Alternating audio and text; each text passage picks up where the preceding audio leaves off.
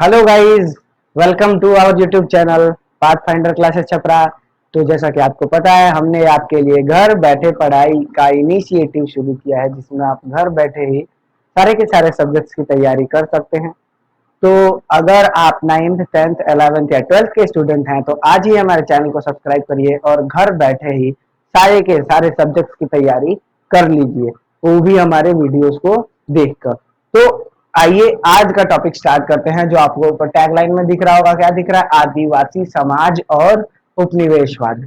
इस टॉपिक पर हम कल चर्चा कर रहे थे। हमारे प्रीवियस वीडियो में हमने इस पे बात की है। अगर आपने उसको नहीं देखा है तो मैं रिकमेंड करूंगा कि आप उसे देख लीजिए, और अगर देख लिया है तो बहुत ही अच्छी बात है। अगले वीडियो की तरफ चलते हैं। तो कल के वीडियो को देखना जरूरी इसीलिए है क्योंकि आज का जो टॉपिक है वो सीधा कल के वीडियो से या प्रीवियस वीडियो से उठ के आया हुआ है। वो प्रीवियस वीडियो का लिंक आपको डिस्क्रिप्शन में मिल जाएगा, आप वहां से देख लीजिएगा। नहीं देखा है तो देखना ही पड़ेगा, नहीं तो ये समझने में थोड़ा प्रॉब्लम होगा। तो कल हम लोगों ने बात की थी कि अंग्रेजी सरकार भारत के वनों को क्या मानती है और उनको कैसा सोचती है, उनको कैसा रखना चाहती है। ठीक है, तो अंग्रेजी सरकार की एक मेंटालिटी हमें पता चल गई थी, और उन लोगों ने भारत के वनों के लिए कुछ नीतियां डिसाइड करी थी। हाँ, याद है ना? वन की वन और उसकी उसके लिए विशेष नीतियां रखी गई थी। तो उन नीतियों को लागू कैसे किया गया, किस तरह उन जितने भी योजना जो थे, जो इंग्लैंड से आते थे, जो इंग्लैंड की जरूरत पूरा करने के लिए आते थे, उन योजनाओं को कार्यबद्ध कैसे किया गया, मतलब एक लीगल तरीके से एक्शन में कैसे लाया गया। तो इस टॉपिक पर चर्चा करना स्टार्ट करने वाले हैं हम। आपको अंदाजा नहीं है कितने बड़े स्तर पे इन लोगों ने इसको ऑर्गेनाइज किया था। देख कैसा लगता था, ये छोटी सी बात है, लेकिन एक बहुत बड़े से लेवल तक इनकी बात पहुंचती थी। सबसे पहले आते हैं वन संबंधी वन संबंधी सरकारी नीतियों नीतियों का कार्यान्वयन कार्यान्वयन मतलब समझ रहे हो? वन रिलेटेड जितनी भी सरकारी नीति है उनको लागू करने की प्रोसेस, कि आप उनको कैसे लागू कर सकते हो, उनको कैसे चला सकते हो। ठीक है, तो इसी पे हम बात करने वाले हैं। तो सबसे पहले अंग्रेजी सरकार ने भारत में अपने नीति के हिसाब से कार्य करना शुरू कर दिया, क्योंकि आपको याद होगा अमेरिका में इनकी जो नीति थी वो अलग बनती थी, इंग्लैंड से बन के आती थी, तो वो यहाँ पर लागू होती थी। इसीलिए वो सही ढंग से नहीं चल पाए थे। ठीक है, कहीं और का नियम कहीं और पे लगाओगे तो नहीं ना होगा, हर जगह का सेम कंडीशन थोड़ी होता है। ठीक है, जैसे आप मैथ्स का ही एग्जांपल लो। जहां आपसे त्रिभुज का एरिया पूछ रहा है, त्रिभुज का क्षेत्रफल पूछ रहा है, आप वहां वर्ग का क्षेत्रफल का फॉर्मूला लगाओगे तो काम आएगा नहीं ना। वैसे ही जो नियम जहां के लिए बने हैं उन नियमों को वहीं का रखना चाहिए। तो जो नियम इंग्लैंड के लिए बने उन्हें इंग्लैंड में रहने दो, भारत के लिए अलग से नियम बनाओ। तो भारत के लिए अलग से नियम बनाने का क्या व्यवस्था थी? तो इन लोगों ने सोचा कि भारत के लिए अलग से नियम ऐसे बनाया जा सकता है कि भारत में ही खुद एक वन विभाग की व्यवस्था कर। ठीक है, तो इसके लिए उन लोगों ने क्या किया? इसके लिए उन्होंने कहा कि लिखते चलते हैं, हम थोड़ा लिख के समझाते हैं आज वाला। अंग्रेजी सरकार ने अंग्रेजी सरकार ने वनों से वनों से अपनी आवश्यकता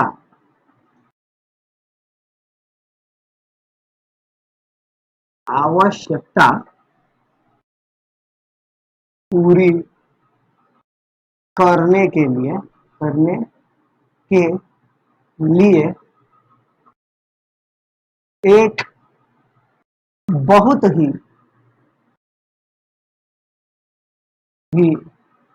क्रमबद्ध क्रमबद्ध और सटीक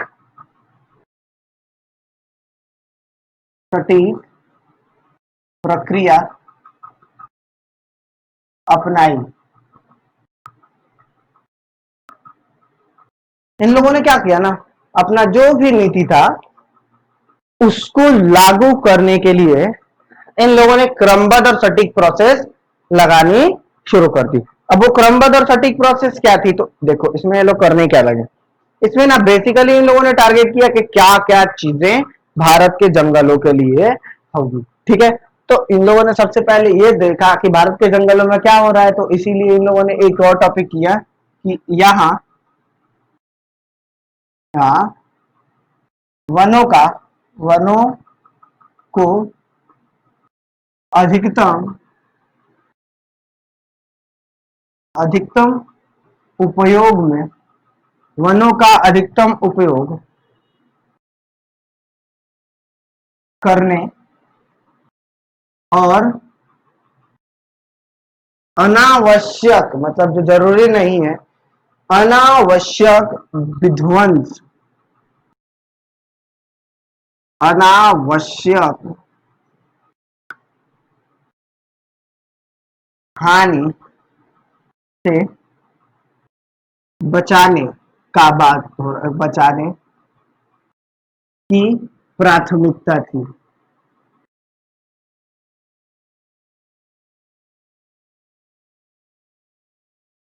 इन लोगों ने जो भी नियम बनाया ना वो बहुत ही ऑर्डर में थे।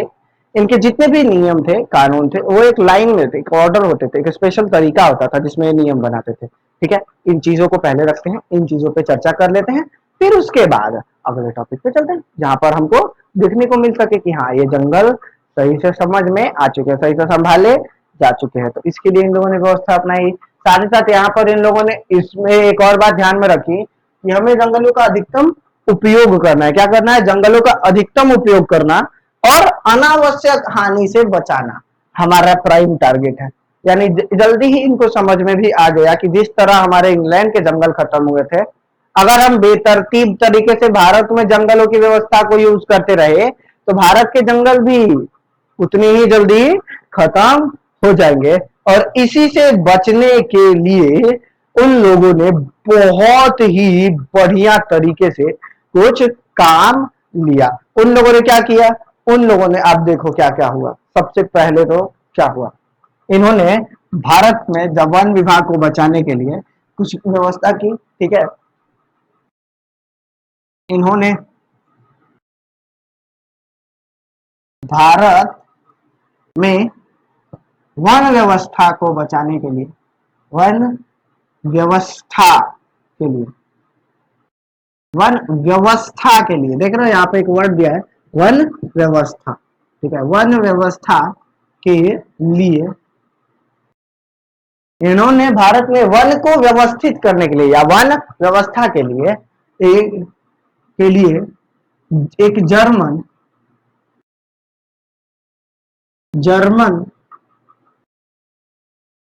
प्रकृतिविद प्रकृतिविद जियोलॉजिस्ट बोलते हैं इसको, एक जर्मन प्रकृतिविद या जियोलॉजिस्ट होता है, geologist Dietrich ब्रेंडिस, Dietrich Dietrich Brandeis Brandeis को भारत में आमंत्रित किया, भारत में आमंत्रित आमंत्रित किया और उन्हें inspector inspector general general of forest in India India बना बना दिया, या और inspector general of forest India नियुक्त कर दिया, नियुक्त कर दिया। ठीक है, तो इतना तो था, यहाँ पर ये समझ में आ गया कि भाई इन लोगों ने मतलब ये व्यवस्था रखी। सबसे पहले इन लोगों ने inspector general of forest in India बना दिए। भाई ये एक बहुत बड़ी पोस्ट है, पूरे भारत के जंगलों को नियंत्रित करने की श्रेणी इनके पास आ गई थी। तो डायट्रिच ब्रैंडिस ने दो तीन चीजें सबसे पहले बनवाई, ठीक है। उसमें आया, वो भारत में आया तो उसने सबसे पहले कहा कि हम भारत के वानिकी जो एक बहुत बड़ी चीज है, इसको अकेले नहीं संभाल सकते, कोई भी नहीं संभाल सकता। वन व्यवस्था छोटी चीज थोड़ी होती है, बहुत बड़ा होता है वन व्यवस्था ना, तो उसको छोटे स्तर पे नहीं संभाल सकते। तो मुझे एक बहुत ही बड़ा विभाग चाहिए जो मेरे साथ काम कर सके, जो मेरे साथ डिसाइड कर सके, डिसीजन ले सके कि हाँ कौन सा नियम सही है, कौन सा नियम गलत है। तो इसके लिए इसने क्या किया कि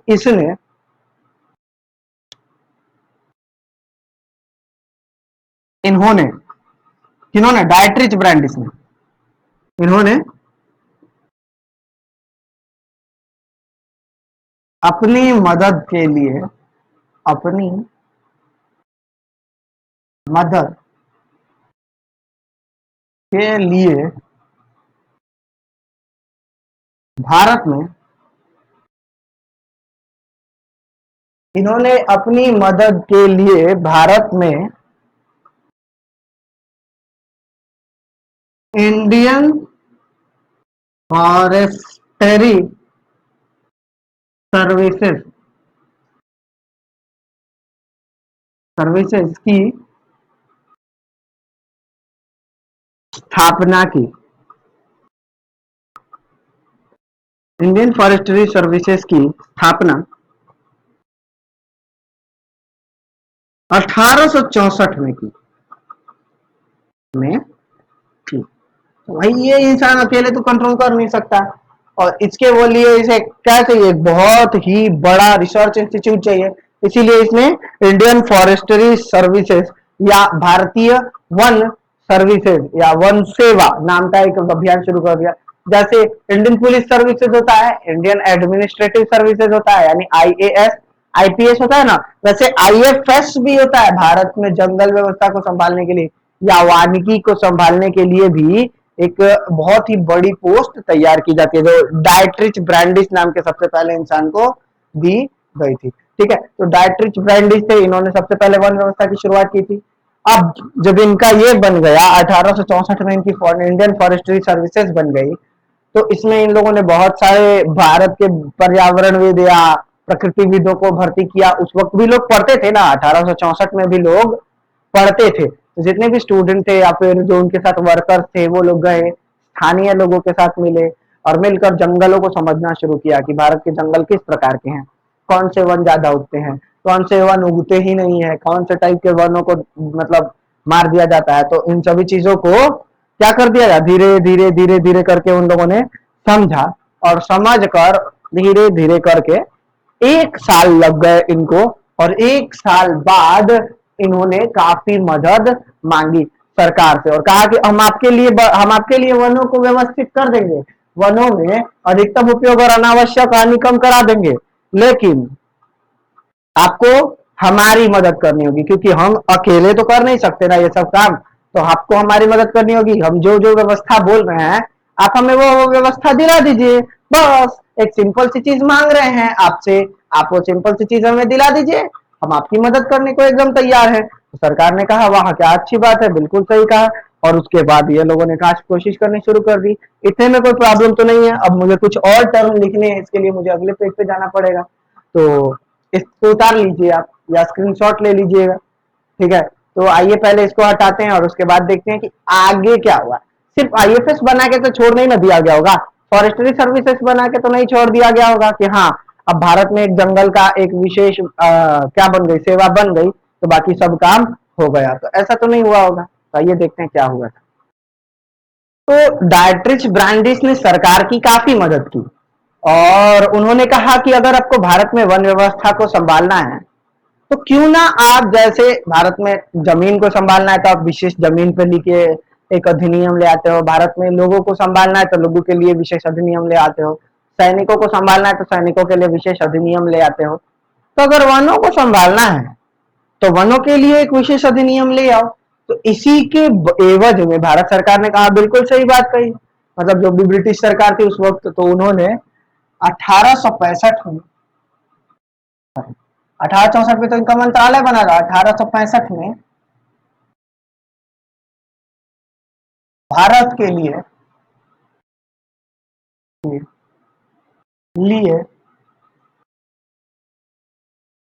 Indian forest forest act act जिसको भारतीय वन अधिनियम भी कहते हैं, भारतीय, सॉरी ऊपर लिख देते हैं थोड़ा, भारतीय वन अधिनियम।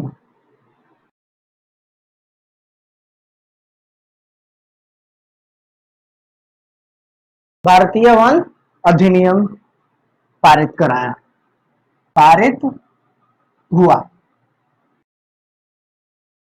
अभी हम इसको थोड़ी देर के लिए ड्रॉप करेंगे, क्योंकि अभी हम लोगों ने वन नीति का कार्यान्वयन शुरू किया है ना, इस नीति को थोड़ी देर के लिए ड्रॉप करेंगे।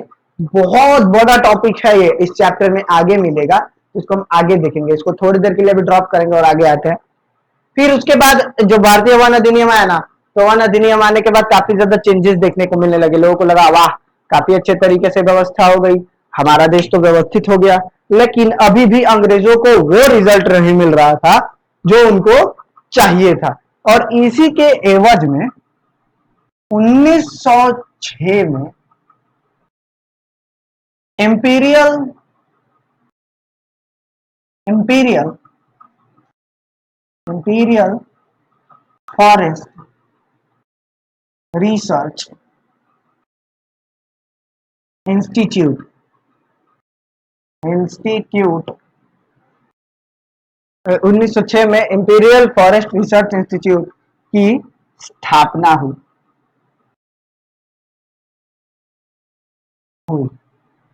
और जो काम आईएफएस करती थी, मैंने बताया ना, वनों में जाकर निर्णय लेना, कौन से नियम सही है, कौन से नियम सही नहीं है, उनको ले आना, इकट्ठा करना, वो काम अब इंपीरियल फॉरेस्ट रिसर्च इंस्टीट्यूट को दे दिया गया, IFRC इसको दे दिया गया, जो की स्थापना हुई। अब ये कहाँ है, जो कहाँ है, जो उत्तराखंड के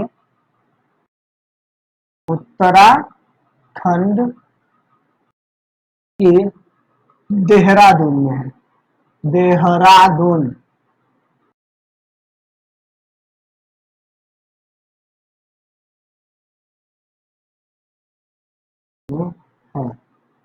ठीक है, तो IFS को उत्तराखंड में क्यों बनाया गया, सॉरी IFRI को उत्तराखंड में क्यों बनाया गया, बताओ।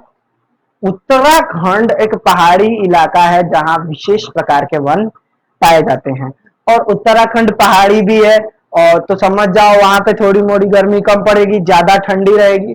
और अंग्रेज लोग आए हैं इंग्लैंड से, जहां पर ज्यादा गर्मी नहीं पड़ती है, बहुत ठंडी रहता है, इसीलिए उन लोगों को इस इलाके में रहने के से बहुत तकलीफ होती थी।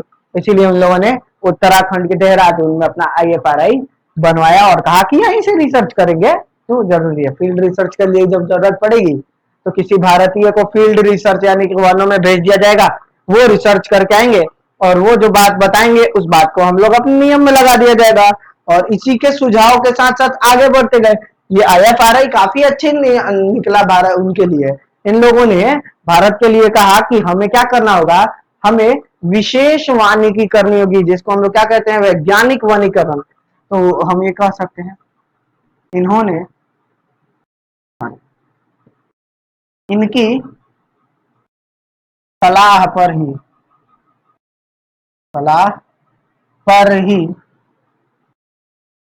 भारत में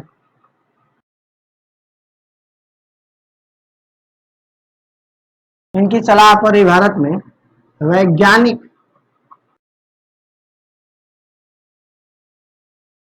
वनीकरण वनीकरण इधर हम डालेंगे, क्या कहते हैं इसको, साइंटिफिक फॉरेस्ट्री।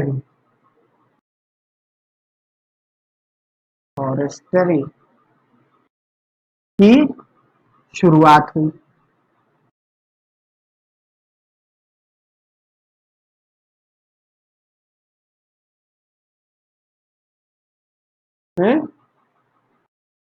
ठीक है। इनकी सलाह पर ही भारत में वैज्ञानिक वानिकरण की शुरुआत हुई। और उसके बाद आते हैं तो इसी में अब इन लोगों ने धीरे धीरे करके कई बार आते गए और ये था वैज्ञानिक वानिकीकरण। अब इसके बारे में आप क्या जानते हो? वैज्ञानिक वानिकीकरण के बारे में आप क्या जानते हो? इसके बारे में बात कर लेते हैं। साइंटिफिक फॉरेस्ट्री, जो कल का प्रीवियस वीडियो देखा होगा उसको इसके बारे में कुछ आइडिया जरूर होगा, और जिन्होंने नहीं देखा है नए तरीके से समझिए, शुरू से मतलब फिर से दोबारा से समझिए। होता क्या था कि जो जंगल थे वो काफी लंबे समय से भारत में क्या थे, बेतरतीब तरीके से उगते थे, यानी कि अनडिस्टर्ब तरीके से उगते थे। वो जंगल जिस हिसाब से उगना चाहता है वो उसी प्रकार विकसित होता है, वो उसी प्रकार बढ़ता है। ये अच्छी बात है, भारत के जंगल खुद ब खुद उग रहे हैं, अच्छी बात है। लेकिन धीरे धीरे अंग्रेजों को ये बात समझ में आ गई कि भारत की वन व्यवस्था वैसी अच्छी नहीं है, हमें इसे अपने प्रकार से सुधारना होगा। आप वन व्यवस्था को सुधारिएगा अपने प्रकार से तो क्या होगा, आपकी वनों की व्यवस्था जो आप सोचोगे वैसे रखोगे ना, कि हाँ हमारे हिसाब से वनों को ऐसा रहना चाहिए तो आप वैसा रखोगे। ठीक है, तो इन लोगों ने भी देखा तो भारत की वन की व्यवस्था जो थी वो थोड़ी अलग थी, थोड़े अलग किस्म की थी, तो इन लोगों ने इसको सुधारने की कोशिश की। तो यहाँ पर हम कह सकते हैं कि भारत में मौजूद जंगलों को हटाकर, जंगल, वन और जंगल में विशेष खासियत आ जाती है। वन मतलब इतना सब है, जंगल मतलब बेकार, जिसकी अनवांटेड चीज को आप जंगल बोलते हो। तो कहते नहीं कि बाल जंगल जैसा बढ़ा लिया है, यानी बाल अनवांटेड है, तो इसीलिए भारत में जंगलों को हटाकर हटाकर भारत में जंगलों को हटाकर विशेष प्रकार के विशेष प्रकार के वृक्षों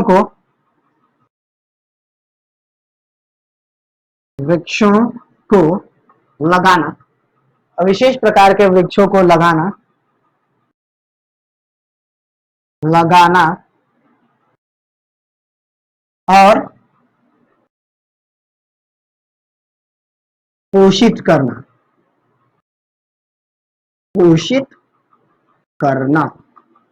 तो इनका मेन एम ये था साइंटिफिक फॉरेस्ट्री में, यानी कि जो वृक्ष चाहिए विशेष प्रकार के वांछित वृक्ष लगाना। लो अब लो हम ये वांछित भी लिख देते हैं।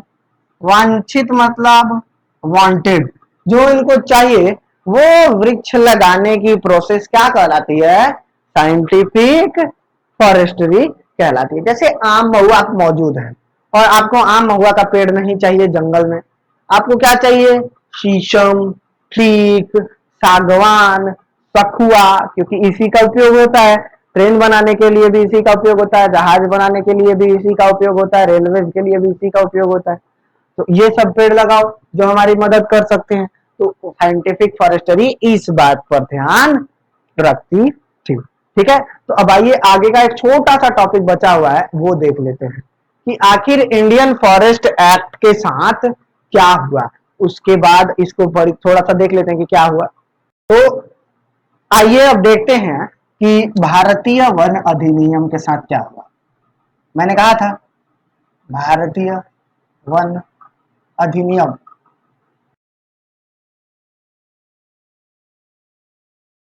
कब का, 1865। भारतीय वन अधिनियम 1865। तो ये वन अधिनियम बहुत अच्छा था, इसका उपयोग सही था, सटीक था, बिल्कुल तरीके से हम लोग यूज कर सकते थे। लेकिन इसकी कमजोरी बोलो या फिर खामी बोलो, ये थी कि इसमें कुछ जो ऐसे नियम थे जो सही तरीके से संबोधित नहीं थे। तो 1865 के इस अधिनियम को 2 बार संशोधित किया गया, 2 बार संशोधित हुआ, संशोधित किया गया। ये नियम भारत का 1865 वाला जो था वो 2 बार संशोधित किया गया। कब कब? 1878 में और 1927 में। तो 2 बार संशोधित किया गया, 1878 में और 1927 में। इस तरह बोल सकते हैं कि काफी ज्यादा क्या हुआ, प्रोग्रेस देखने को मिलने लगा, काफी अच्छा तरीके से बोला गया। ठीक है, अब आगे देखते हैं इसी टॉपिक पे। ये टॉपिक पे आगे देखोगे तो क्या पता चलेगा कि इसी के अनुसार, इसी नियम के अनुसार, इसी के अनुसार, इसी के अनुसार वनों को 3 भागों में विभक्त किया गया, विभक्त किया गया, यानी कि ये 3 भागों में बट गया था। ठीक है, अलग अलग 3 भाग थे, उसमें बट गया था। तो सबसे पहले देखते हैं कौन कौन से वन आए। आरक्षित, आरक्षित वन। दूसरा संरक्षित वन। और तीसरा सामान्य वन, या जिसको ग्राम्य वन कहते हैं, ग्राम्य वन। ठीक है, ये होता है रिजर्व्ड फॉरेस्ट, ये होता है रिजर्व फॉरेस्ट, ये होता है प्रोटेक्टेड फॉरेस्ट, ये होता है विलेज फॉरेस्ट। ठीक है, तो ये जंगलों के प्रकार है। ठीक है, तो यही इसी प्रकार उन लोगों ने जंगलों को विभाजित कर लिया और विभाजित करके अपने हिसाब से सेव कर दिया। रिजर्व फॉरेस्ट या आरक्षित वनों को वैसा वन बना दिया जिसमें कोई नहीं जा सकता, कोई नहीं जा सकता, सिर्फ ब्रिटिश अधिकारी ही जाएंगे, और वह रिजर्व है ना, तो ब्रिटिश अधिकारी ही उसका यूज करेंगे। इसमें सबसे बढ़िया पेड़ आते थे, जैसे सगुआ सागवान वाले जो पेड़ होते थे ना, वो रिजर्व फॉरेस्ट में आते थे। संरक्षित वन वैसे वन होते थे, यानी जो नॉर्मल टाइप के जंगल होते थे, उसे संरक्षित वन की श्रेणी दी गई। इस वन की श्रेणी में क्या होता था कि यहाँ पर वनों का उपयोग खुलेआम होता था। इस वनों में क्या होता था कि लोग जो थे वो यूज कर सकते थे इन वनों का, लेकिन बस क्या करनी होगी, आपको सरकार से परमिशन लेनी होगी, यानी कि एक बॉन्ड भरना होगा। बॉन्ड आता है ना, सरकार से परमिशन लेनी होगी, यानी कि चालान कटवाइए, रसीद, रसीद जो होता है ना, रसीद कटवाइए और कटवा के वनों में जाइए और वनों का यूटिलाइजेशन कर पाइए। यानी कि रसीद के बिना या चालान के बिना वन नहीं मिलेगा, बिना चालान के वनों का मिलना मुश्किल था। ठीक है, तो इस तरीके से बोल सकते हैं।